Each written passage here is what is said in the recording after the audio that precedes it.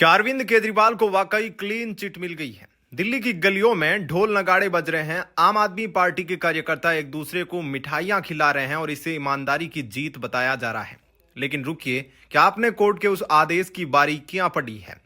सच तो यह है कि केजरीवाल और सिसोदिया बरी नहीं हुए हैं, बल्कि कोर्ट के इस फैसले के बाद सीबीआई ने एक ऐसा खेला कर दिया है जिसकी उम्मीद शायद आम आदमी पार्टी ने कहीं भी नहीं की होगी।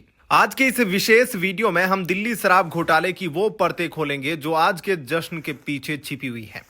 मीडिया में खबर चल रही है कि केजरीवाल बरी हो गए, लेकिन कानून की किताब में बरी होना और डिस्चार्ज होना दो अलग अलग बातें हैं।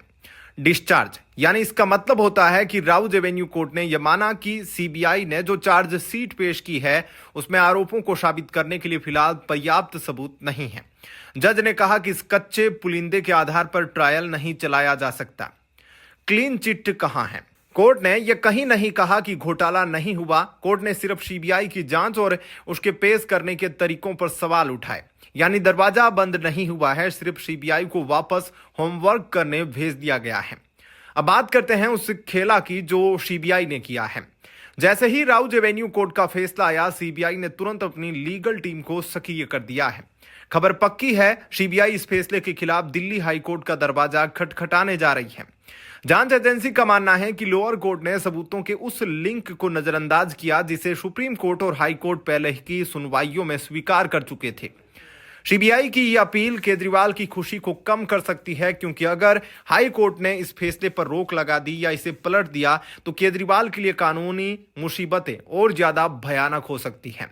कानून अपनी जगह है, लेकिन दिल्ली की जनता कुछ हकीकतें अपनी आंखों से देख चुकी है। पहला, मुनाफे का रहस्य। जब दिल्ली में शराब की बिक्री रिकॉर्ड स्तर पर बढ़ी तो सरकारी खजाने को नुकसान कैसे हुआ, यह दुनिया का कैसा अनोखा बिजनेस मॉडल था। दूसरा, कमीशन का गणित। शराब माफियाओं और डिस्ट्रीब्यूटर्स का मुनाफा 2% से बढ़ाकर सीधा 12% किसके आदेश पर किया गया?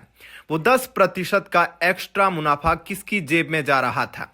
तीसरा, दक्षिणी ग्रुप। कोर्ट में भले ही साउथ ग्रुप शब्द पर बहस हुई हो, लेकिन क्या करोड़ों रुपए के लेन देन की कड़ियां पूरी तरह टूट गई है या सीबीआई उन्हें फिर से जोड़ने वाली है? सबसे जरूरी बात, यह राहत सिर्फ सीबीआई के केस में है। ईडी यानी प्रवर्तन निदेशालय का मनी लॉन्ड्रिंग केस अभी भी बरकरार है। कानून के मुताबिक ईडी का केस सीबीआई के केस से कहीं ज्यादा सख्त होता है।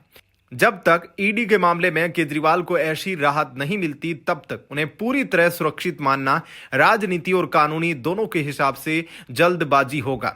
शाम होते होते प्रेस कॉन्फ्रेंस होगी, भावुक भाषण दिए जाएंगे और खुद को कट्टर ईमानदार साबित करने की कोशिश होगी। लेकिन हकीकत यह है कि यह मामला अब और भी उलझ गया है।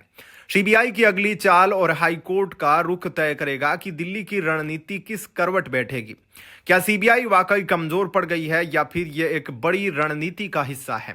आपको क्या लगता है? अपनी राय नीचे कमेंट बॉक्स में जरूर लिखें। अगर आपको यह गहराई भरा विश्लेषण पसंद आया तो इस वीडियो को शेयर करें ताकि सच हर किसी तक पहुंचे।